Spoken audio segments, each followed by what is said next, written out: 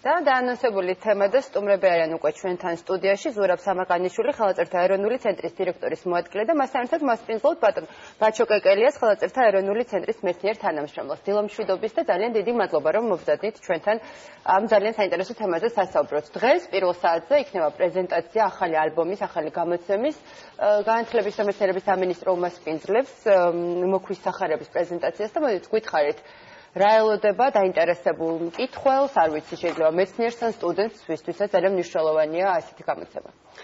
მადლობას მოგახსენებთ გადაცემაში მოპატიჟებისთვის, როგორც ახსენეთ დღეს პირველ საათზე განათლების და მეცნიერების სამინისტროში გაიმართება მოქვის სახარების ახალი ალბომის, ასე ვთქვათ, პრეზენტაცია, რომელიც გამოცემული არის ხელნაწერთა ეროვნული ცენტრის მიერ, ევროკავშირისა და გაეროს განვითარების პროგრამის ფინანსური მხარდაჭერით.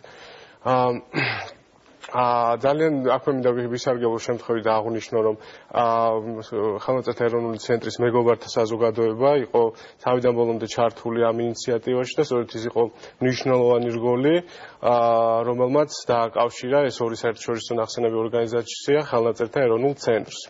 აქვე მინდა ასევე აღვნიშნო, რომ არა ასევე მეგობართა საზოგადოების და ხელნაწერთა ეროვნული ცენტრის ძალისხმევა 2010 წლიდან მოყოლებული მოქვის სახარების, ასე ვთქვათ, რესტავრაციასთან დაკავშირებით და აი ამ დაზიანების პროცესის შესაჩერებლად განსახორციელებელი აქტივობების განხორციელებისთვის არ გვექნებოდა ეს გამოცემა, იმიტომ რომ ეს არის მაღალი პოლიგრაფიული გამოცემა. ანუ საჭირო გახდა თანამედროვე ტექნიკით, განათებით და აპარატურით თავიდან მოქვის მინიატურების და ხელნაწერების გადაღება.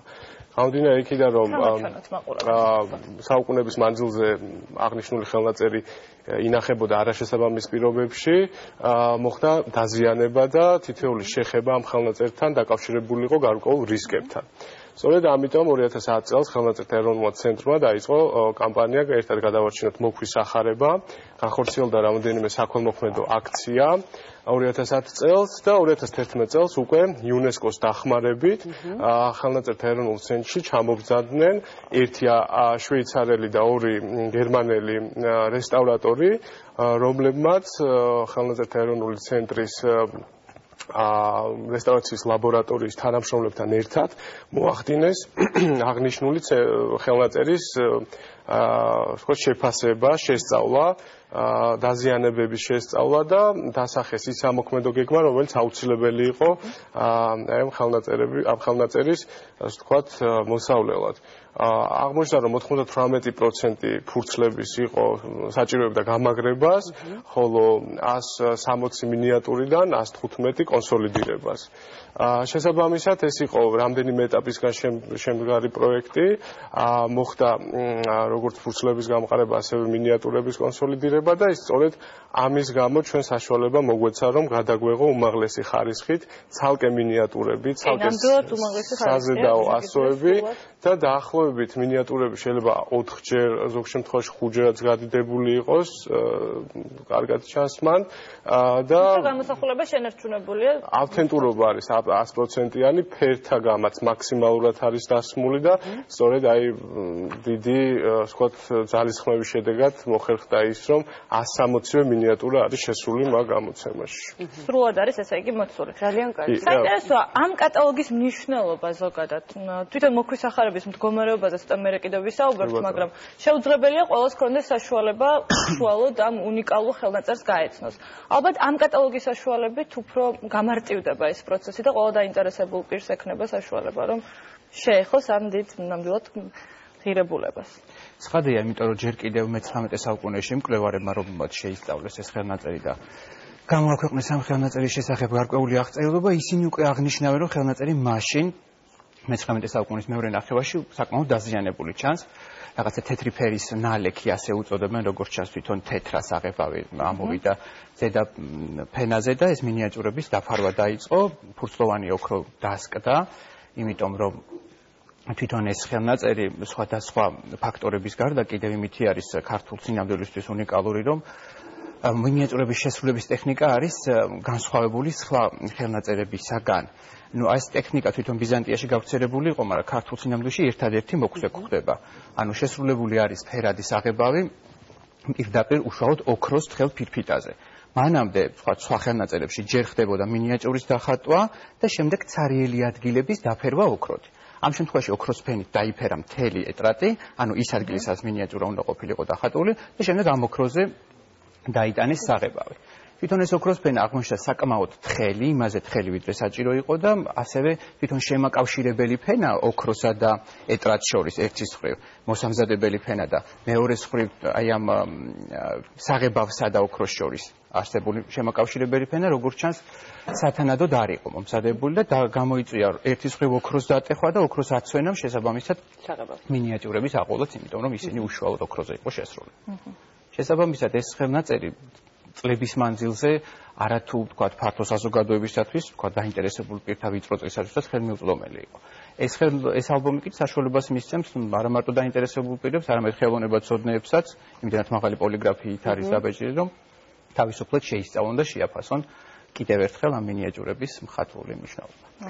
და ჩვენამდე როგორ მოვიდა, თანამედროვეობამდე როგორ მოვიდა ეს სახარება? მე მგონი ძალიან დიდი გზა გაიარა და ფაქტობრივად ნახევარი მსოფლიო მოიარა, შეიძლება ესეც ვთქვა. ძალიან დიდი გზა გაიარა, დავიწყოთ იქიდან, რომ შესრულებული არის ეს 2 საუკუნის მიჯნაზე, მე-13 საუკუნის ბოლოსა და მე-14-ის დასაწყისში, სახელმწიფო 1300 წელს დასრულდა ხელნაწერის შექმნა. თუ გავითვალისწინებთ იმას, რომ მე-13 საუკუნის პერიოდში საქართველოს სახელმწიფო საკმაოდ უჭირდა ჯერ ხვარაზმელების შემოსევისა და შემდეგ უკვე მონღოლების ბატონობის შედეგად ასეთი დიდი მნიშვნელობის, თვითონ მოცულობით კოდექსები, ანუ ხელნაწერები არ იქმნებოდა და მოქვი ამითიც არის გამორჩეული. მე-14 საუკუნეში და შემდეგ პერიოდში კიდევ უფრო რთული ვითარება იყო და აღარც მე აღარ შექმნილა, ანუ ეს რაღაცა წყალგამყოფივით არის ეს სახარება, ხო? მნიშვნელოვანი ასევე იმითი ეს ხელნაწერიც, რომ ძალიან უხვად არის ილუსტრირებული, როგორც ზურამ აღნიშნა 160 მინიატიურა, იქ კიდევ არის 10 კამარა და საზედაო ასოების საკმაოდ დიდი რაოდენობა 500-ზე მეტი და ინიციალები. სავარაუდოდ ეს თავიდანვე მოკში შეიქმნა ეს ხელნაწერი, გადაიწერა და მოიხატა და იქვე ინახებოდა.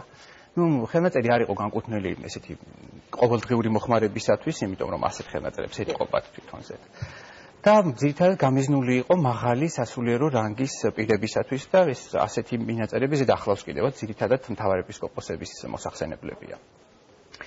სადღაც ზუსტად როდის გადავიდა ხა მოქვის მონასტრიდან ეს ხელნაწერი მარტვილში ჩვენთვის უცნობია, მაგრამ თვითონ მოქვის საკათედრო ტაძარმა როგორც კათედრალმა შეწყვიტა არსებობა მე-17 საუკუნის მეორე ნახევრიდან და ალბათ აქედანვე არის სავარაუდო, რომ ეს ხელნაწერი გადავიდა მარტვილის მონასტერში.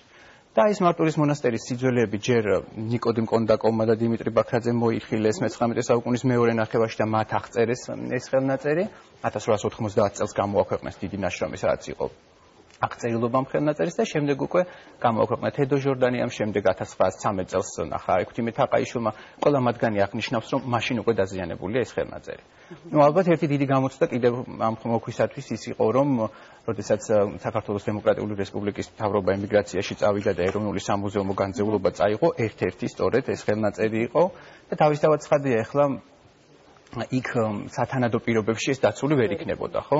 და ამანაც ალბათ თავისი გავლენა მოახდინა ამ მოქვის მდგომარეობაზე. როცა დაბრუნდა, იმერე კი დაიწყეს ზრუნვა, თქვა, ხელოვნებაცოდნეობმა შესწავლისათვის რესტავრატორებმა, თუმცა მაშინ არ იყო სათანადოდ ეს ამის დიაგნოსტიკა ჩატარებული და შესაბამისად ნახორთა ფართო წრისათვისაც დახურული იყო. და პირველად ეს გამოფენილი ეს იყო, მოხდა მისი გამოფენა 2014 წელს, ხო, ოქტომბერში, როდესაც მოხდა აი ისი დასრულდა მინიატიურების კონსერვაცია და გახდა შესაძლებელი, პირველად ეხილა სწორედ 2014 წელს ანდრია პატაკმა, რომელიც გახლავთ გერმანელი რესტავრატორი, წამყვანი უნივერსიტეტი, შტუტგარტის უნივერსიტეტიდან ფლორცდები, მან მოახდინა პრეზენტაცია და საზოგადოებას გააცნო შესრულებული სამუშაო და მოხდა მხოლოდ ეს ფურცლები არის ცალ-ცალკე ინახება და აი რამდენიმე ფურცლის ნახება საზოგადოებისთვის და როგორც ბაჩომ აღნიშნა, მრავალი წლის მანძილზე ეს ფურცლები იყო საზოგადოების მიღმა, არ ქონდა საშუალება მაინახა. გასაგებია. ამ კატალოგში ჩანს ქართული, ინგლისური და აფხაზური განმარტება. ამ კუთხით რა მნიშვნელობა აქვს ამ ნამდვილად ღირებულ ალბომს, რომელიც შეუძლებელია ერთი შეხედვით არ მოიცნო? გამოცემა არის სამენოვანი, როგორც აღნიშნეთ, ქართულ-აფხაზური და ინგლისური, როგორც თავში აღნიშნე, ეს არის დაფინანსებული გარემოს განვითარების პროგრამისა და ევროკავშირის მიერ. პროექტს ეწოდება დიალოგი და ეს პროექტი მიზნად ისახავს აფხაზეთსა და დანარჩენ საქართველოს შორის დიალოგის პროცესის, ვთქვათ, გააქტიურებას და კონფლიქტის მშვიდობიან ტრანსფორმაციას. სწორედაც მნიშვნელოვანი გამოფენაა იმით, რომ აფხაზურ ენაზე შესაძლებელი ექნება მკითხველს გაეცნოს აქ მხოლოდ მინაწერები კი არ არის გაკეთებული, წინა სიტყვაობიდან მოყოლებული თვითონ მოქვის მონასტრის შესახებ ისტორია, თვითონ ხელნაწერის შესახებ ისტორია, მინიატურების შესახებ ყველაფერი მოცემული არის სამ ენაზე. და შესაბამისად მკითხველს საშუალება ეძლევა ამ კონკრეტულ ენებზე გაეცნოს ობიექტურ ინფორმაციას მოქვის როგორც ტაძრის შესახებ, ასევე უშუალოდ რა თქმა უნდა ხელნაწერის შესახებ. ხომ არ შეგვიძლია დავაანონსოთ რაიმე მსგავსი ტიპის პროექტი, რასაც შეიძლება ველოდოთ ხელნაწერთა ეროვნულ ცენტრში? ყველა ხელნაწერი, რომელიც ინახება და დაცულია ხელნაწერთა ეროვნულ ცენტრში, არის უნიკალური და ყველაზე შეიძლება ცალკეული პროექტის განხორციელება. თუმცა მოქვის ახარება არის გამორჩეული და სწორედ ამ გამოცემაში ჩანს, რატომაც არის ეს გამორჩეული, თუმცა რა თქმა უნდა ჩვენთან ინახება სხვა მასალა, რაც უკავშირდება უშუალოდ აფხაზეთს და ხელნაწერთა ეროვნული ცენტრი პარტნიორებთან ერთად, საერთაშორისო დონორ ორგანიზაციებთან ერთად უახლოეს მომავალში გეგმავს ამ კუთხით გააქტიურებას, ახალი გამოცემების, როგორც სამეცნიერო პუბლიკაციების და მსგავსი, ასე ვთქვათ, ღონისძიებების და აქტივობების განხორციელებას. ძალიან დიდი მადლობა და ჩვენს მაყურებელს უნდა შევახსენოთ, რომ ჩვენი სტუმრები იყვნენ ზურაბ სამარყანიშვილი, ხელნაწერთა ეროვნული ცენტრის დირექტორის მოადგილე და ასევე ბაჩო კეკელია, ხელნაწერთა ეროვნული ცენტრის მეცნიერ თანამშრომელი. ვნახოთ რეკლამა, მოამბე და დაგებრუნდებით რამდენიმე წუთში.